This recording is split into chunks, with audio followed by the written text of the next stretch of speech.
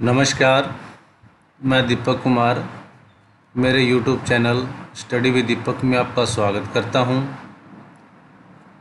आज के इस वीडियो के अंदर हमारी जो +1 की पॉलिटिकल की साइंस की बुक है भारत का संविधान, उसका चैप्टर नंबर 3 चुनाव और प्रतिनिधि, उसका ये लेक्चर नंबर 1 है। तो हमारे 2 लेक्चर ऑलरेडी हमने पढ़ चुके हैं, जिसके बारे में अलग अलग संविधान और उनके अधिकारों के बारे में भारतीय नागरिकों को हमारा जो संविधान बनाया गया और उस संविधान के अंतर्गत किन किन अधिकारों का वर्णन है वो दिया गया है। तो सबसे 2 इम्पोर्टेंट ये टॉपिक थे जो हमने पढ़े हमारे संविधान से संबंधित। लेकिन आज का ये टॉपिक है जो पूरी तरह से हम मान सकते हैं कि लोकतंत्र की जो व्यवस्था हमारे हिंदुस्तान के अंदर की गई है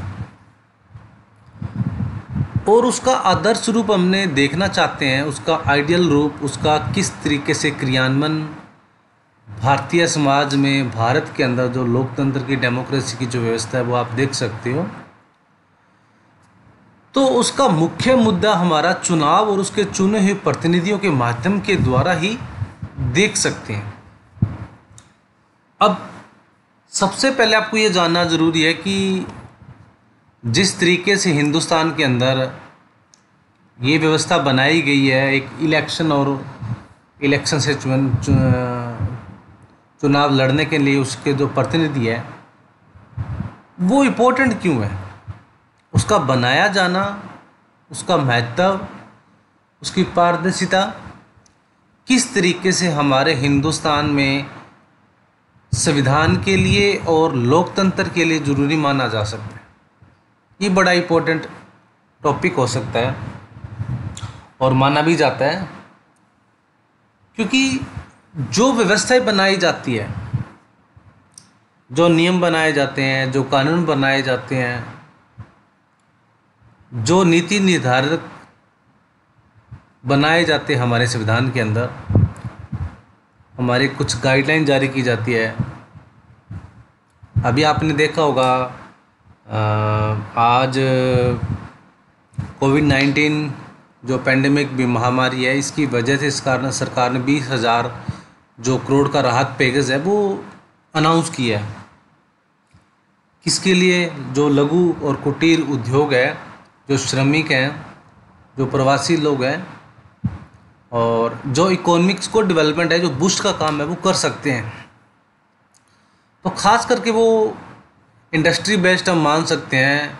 जिस तरीके से कल 5,000 करोड़ के करीब है जो हमारी वित्त मंत्री सीतारमण जी ने घोषित किया है, तो एक अलग की टेंडेंसी है वो मान सकते हैं। आज की न्यूज़पेपर में भी ये आया हुआ है, आपने पढ़ा भी होगा। तो वो सारी जितने की योजनाएं या कारगर बनाया जाता है, ये जो पॉलिसी बनाने का जो निर्णय निर्धारक है, जो नीति निर्माता हैं, तो ये कौन है भाई? जो भी हमारे कैबिनेट और मंत्री है, कैबिनेट मिनिस्टर हैं, हमारे मिनिस्टर हैं, कैबिनेट मिनिस्टर हैं, ये कौन है? हमारे चुने हुए प्रतिनिधि हैं, जनता के चुने हुए प्रतिनिधि हैं, जो एमपी बने हुए हैं। एमपी जैसे देश के अंदर हमारी जो संसदीय कार्यविधि है वो कार्य कर रही है, और इसी तरीके से हमारे जो राज्य के अंदर जो पार्लियामेंट्री सिस्टम के अंदर जो हमारी विधानसभा लेजिस्लेटिव असेंबली है वो कार्य कर रही है, एमएलए है जो हमारे, तो उनका ये उत्तरदायित्व तो बन जाता है वो किसी न किसी तरीके से माध्यम के द्वारा राहत पैकेज या फिर कल्याणकारी योजनाएं को लोगों के सामने रखना या लोगों को सुविधाएं देना। हम उनका चुनाव इसी पर्पज से तो उनका चुनाव करते हैं। अब उनकी शक्ल थोड़ी ना देखनी होती है हमें, ये हमारे जो प्रतिनिधि होती है हमें कभी भी उनकी शक्ल नहीं देखनी होती है। हमें तो वो ऐसे प्रतिनिधि चाहिए, ऐसे हमारे नेता चाहिए जो हमें अच्छी से अच्छी लोक कल्याणकारी नीति अपनाएं, जनता की भावना का आदर करें और उसी से रिलेटेड है वो हमारा जो योजना है वो कारगर साबित करें। तो सबसे इम्पोर्टेंट हो जाता है कि लोकतंत्र के द्वारा चुने हुए प्रतिनिधियों का हम चुनाव वो किस तरीके से किए जा रहे हैं, किस तरीके से किन माध्यम के द्वारा जो हमारे जो ये प्रतिनिधि चुने जाते हैं उनका किन प्रतिनिधियों को और किस योजना या नियम के द्वारा हम उनका चुनाव कर रहे हैं। तो सबसे इम्पोर्टेंट और महत्वपूर्ण ये माना जा सकता है जिसके माध्यम से हम हमारे नीति निर्माता के या चुने हुए प्रतिनिधियों का जो हम चुनाव करते हैं, क्योंकि लोकतंत्र बिना नेता के तो चल ही नहीं सकता। उसको डेमोक्रेसी अगर लोकतंत्र हमें कायम रखना है तो शासन किसके द्वारा चलाया जाएगा, लोगों के द्वारा। और लोगों के द्वारा चलाने का मकसद ये होता है कि जो नेता चुने जाते हैं, जो मिनिस्टर जो नेता चुने जाते हैं उनको लोगों के द्वारा चुना जाता है। और किसके लिए, लोगों के लिए। लोगों के द्वारा जो कल्याणकारी नीतियाँ वो उसका क्रियान्वयन करें, योजना बनाए उसको क्रियान्वयन भी करें। तो बड़ा महत्वपूर्ण और उद्देश्यपूर्ण कार्य ये माना जा सकता है जिसके माध्यम से लोगों के द्वारा इस डेमोक्रेसी में लोगों के द्वारा अपने नेता को चुना जाता है। और जो चुने हुए नेता होते हैं वो क्या करते हैं, चुने हुए नेता लोगों के द्वारा कल्याणकारी या योजनाएं लेके आते हैं। अब ये सबसे इम्पोर्टेंट हो जाता है कि जिस तरीके से जिन माध्यम के द्वारा इनका चुनाव किया जाता है, इन प्रतिनिधियों के अंदर कुछ नियम भी बनाए जाते हैं। आई थिंक इसका एक एग्जांपल देना चाहूँगा आपके लिए। आप स्कूल में आते हो, स्कूल कॉलेज में कॉलेज में नहीं, स्कूल में आते हो तो स्कूलिंग का आपका ड्रेस कोड लगा हुआ है। सभी स्कूलों के अंदर, चाहे गवर्नमेंट है चाहे प्राइवेट है, सभी बच्चों के लिए एक ड्रेस कोड लगा हुआ है। उस ड्रेस कोड का मतलब क्या है बच्चों? उस ड्रेस कोड का मतलब ये है बच्चों कि आप किसी भी जाति से हो, वर्ग से हो, गांव से हो, आपका कोई भी सामाजिक स्टेटस रहा हो, उसमें कोई नहीं फ़र्क पड़ता। लेकिन आप शिक्षित होने के लिए आ रहे हो, आप एजुकेशन लेने के लिए आ रहे हो, तो आपके द्वारा जितना भी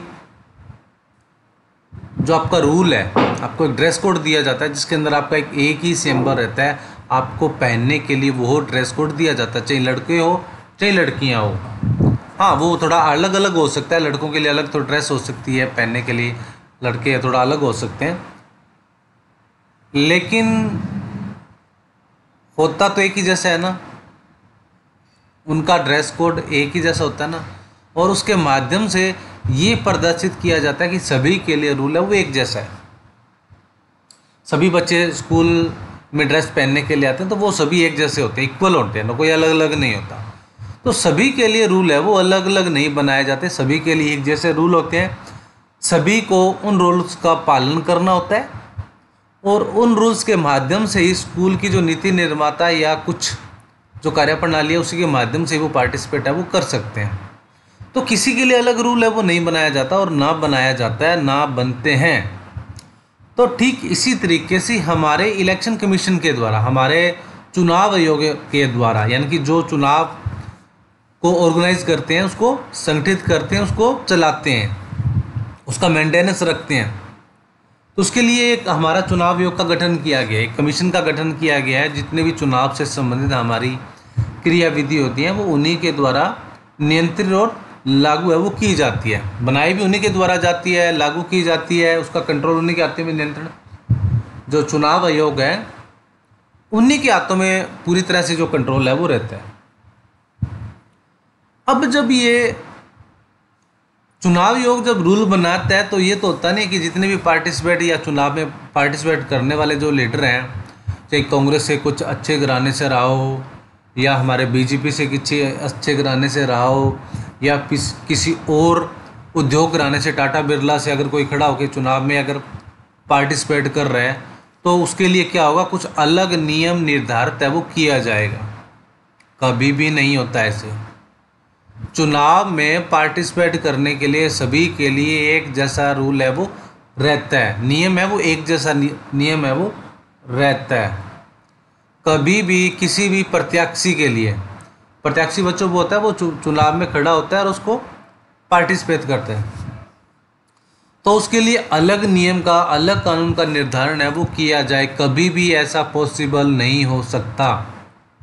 जिस तरीके से स्कूल के अंदर जो नियम कानून ड्रेस कोड के लिए एक जैसे सभी बच्चों के लिए बनाए जाते हैं, तो ठीक उसी तरीके से लोकतंत्र में चुनाव में पार्टिसिपेट करने के लिए सभी प्रत्याशियों के लिए जो नियम कानून है वो चुनाव आयोग, जो चुनाव कमीशन या चुनाव आयोग है, सभी के द्वारा एक जैसे नियम कानून बनाए जाते हैं, उन्हीं के द्वारा उनको पालन है वो करना होता है। चाहे कोई टाटा बिरला हो, चाहे मुकेश अंबानी हो, चाहे कांग्रेस के किसी घर से हो, गांधी परिवार से रहा हो, चाहे किसी भी परिवार से रहा हो, जो एक नियम किसी एक व्यक्ति के लिए बना हुआ है वो नियम सभी के लिए लागू रहेगा। जैसे कोड ऑफ कंडक्ट होता है हमारा, कोड ऑफ कंडक्ट का मतलब ये होता है बच्चों आचार संहिता, वो भी इसके अंदर आएगा, आपको बताऊंगा, थोड़ा सा बता देता हूँ। जैसे आचार संहिता, आचार संहिता का मतलब ये होता है बच्चों, जब भी हमारा जिस दिन चुनाव आयोग ने इलेक्शन है वो डिक्लेयर कर दिए हैं, जिस दिन मान लो आज हमारी 14 मई है और 14 मई को मान लो आज इलेक्शन डिक्लेयर हो गए हैं शाम को या प्रेस कॉन्फ्रेंस करने के बाद चुनाव आयोग के द्वारा, मुख्य जो हमारे चुनाव आयुक्त हैं उनके द्वारा ये इलेक्शन कमीशन इलेक्शन है वो डिक्लेयर किए जाते हैं। तो जब भी डिक्लेयर करने के बाद जिस टाइम वो डिक्लेयर करते हैं और उसी दिन से कोड ऑफ कंडक्ट है वो लागू हो जाता है, आचार संहिता लागू हो जाती है। यानी कि जो भी मंत्री लीडर हैं, जितने भी सरकारी जो सुविधाओं का वो उपयोग कर रहे हैं उससे वंचित हो जाते हैं। जैसे थोड़ा सा आइडिया दे देता हूँ, जैसे हमारे एमएलए और एमपी होते हैं, उनको सरकारी गाड़ियाँ मिली होती है, आने और जाने के लिए उनको सरकारी गाड़ी और ड्राइवर है वो मिली हुई होती है।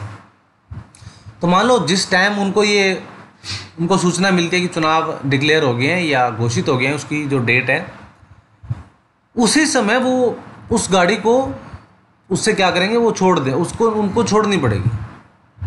यानी कि वो सिर्फ जब तक अब प्रतिनिधि हैं, जब तक दूसरा प्रतिनिधि उनकी जगह पर काबिज नहीं हो जाता, और उसके बाद उनको ये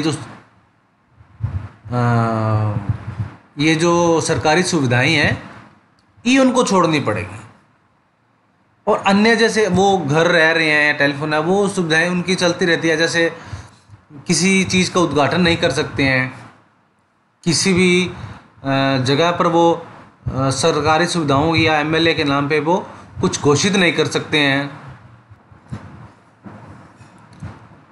और जितना भी वो उनको जो पावर या शक्ति मिली हुई थी एक प्रतिनिधि के तौर पे उनके चुनाव जीतने के बाद, उन सभी का वो उपयोग है वो नहीं कर सकते हैं।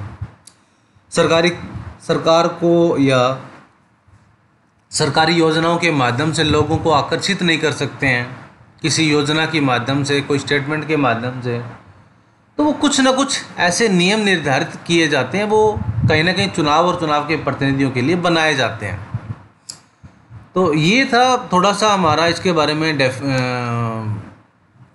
इंट्रोडक्शन, किस तरीके से व्यवस्था बनाई जाती है। इसके अंदर थोड़ा भी देख भी सकते हो जिस तरीके से इसके अंदर दिया गया है, जो शतरंज का खेल का नियम दिया गया है, क्रिकेट का एग्जाम्पल दिया गया है। जिस तरीके से क्रिकेट का एग्जाम्पल हम देखते हैं कि उसके अंदर जो अंपायर होता है वो सभी के लिए चुनाव नियम और जो कानून है वो बनाता है।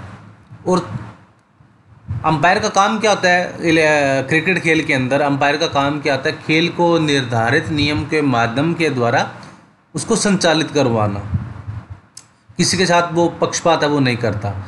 तो ठीक इसी तरीके से हमारे जो चुनाव और चुनाव से संबंधित हमारे जितने प्रतिनिधियों के लिए जो कार्य रूपरेखा है वो चुनाव आयोग के द्वारा निर्धारित की जाती है, उन्हीं के द्वारा उसका संगठन है वो बनाया जाता है, उसी के द्वारा वो उनका उपयोग करते हैं। और जो नीति और नियम बनाए जाते हैं उन्हीं के द्वारा उनको लागू और उनका पालन है वो करना पड़ता है।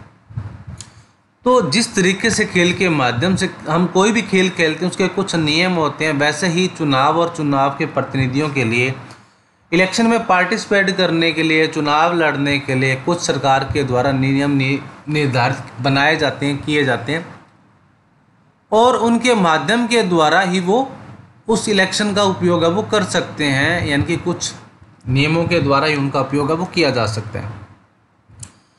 तो ये कुछ दिया हुआ है, लेकिन इस चैप्टर को पढ़ने के बाद हम कुछ चीज़ें थी वो उससे क्या क्या कौन सी चीज़ें वो सीख पाएंगे, सबसे इम्पोर्टेंट हो जाता है। उसमें से हम 4 चीज़ें मुख्य रूप से सीख पाएंगे।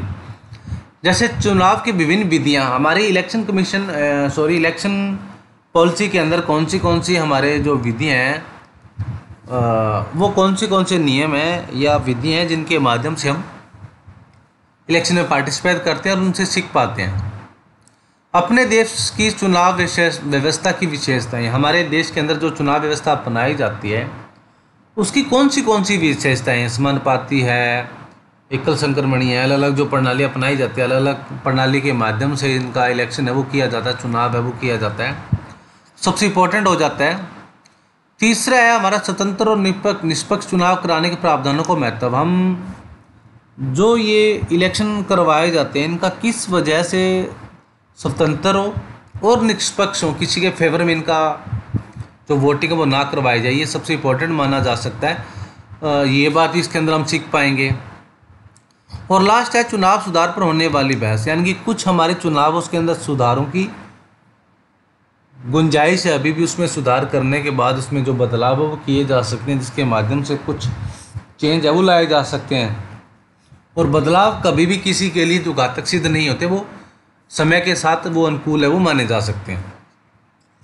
तो कुछ हमारे ऐसे सुधार है, कुछ कमियां भी देख पाएंगे, और कमियां देखने के बाद उसमें सुधारों का प्रावधान है वो किस तरीके से कर पाएंगे, ये इस चैप्टर के माध्यम से हम पढ़ने की कोशिश है वो करेंगे।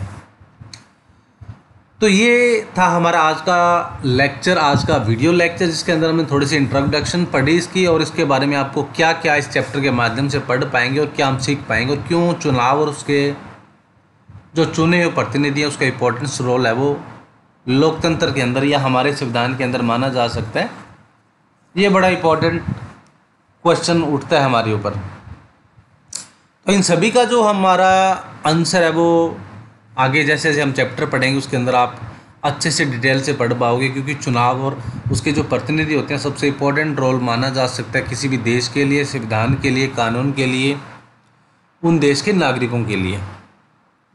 और जिसका हम अगले वीडियो में डिटेल से पढ़ना है वो दूसरे वीडियो में इनकी जो योजना और चुनाव की विभिन्न विधियों के बारे में पढ़ेंगे।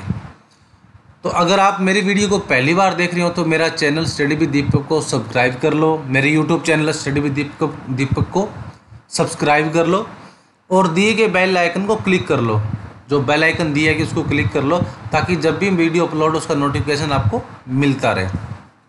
इसके अलावा मेरी वीडियो को ज़्यादा से ज़्यादा लाइक करो, दूसरे बच्चों के साथ शेयर करो, जो दूसरे आपके बच्चे जितने भी जानकार बच्चे हैं आप ज़्यादा से ज़्यादा मेरा चैनल है वो सब्सक्राइब करवाएं। आपसे रिक्वेस्ट है कि मेरा जितना ज़्यादा हो सके मेरा चैनल है वो सब्सक्राइब करवाएं, और इसकी जो शेयर अपना जो मेरा वीडियो है वो दूसरे बच्चों के साथ शेयर करें।